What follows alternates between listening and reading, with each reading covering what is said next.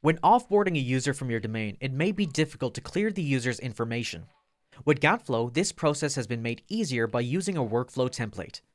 This template covers several actions we think are helpful, and can also be modified as needed. In this video, we'll show you how to find and use this template. Start off in the GAT Flow tool. Navigate to the Workflow Templates section. Find the offboarding templates and locate Clear User Info when offboarding. When you select the template, you can view a preview before using it. All of these actions can be edited later on to suit your needs. This template includes the following actions. It will remove email forwarding, remove email delegation, wipe the user's calendar, remove the user from all calendars, clear the recovery data, delete the two-step verification backup codes, delete app-specific passwords, revoke app tokens, delete the user from groups, and remove the user's access to files and folders. All of these actions can be modified or removed as needed.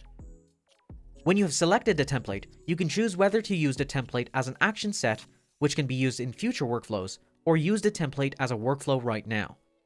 Action sets can be useful if you want to prepare a custom template that can be used later on. In this example, we'll be using the template in a workflow.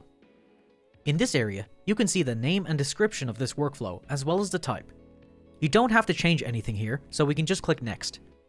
In this next section, you can select the user, group, or OU that you would like to offboard.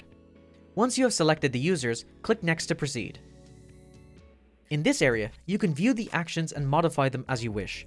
You can also include or delete any actions. When ready, click Send Approval Request.